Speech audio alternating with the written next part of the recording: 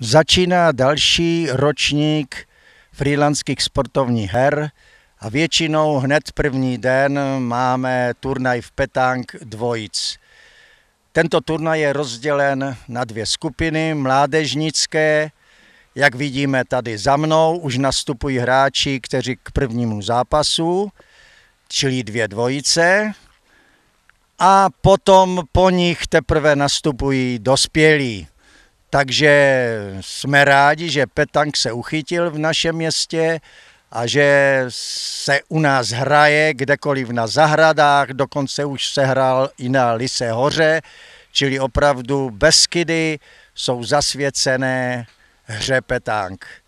Takže 11. ročník petangu mohl dnes začít, i když je dneska velmi nepříznivé počasí, ale přesto se hráči sešli.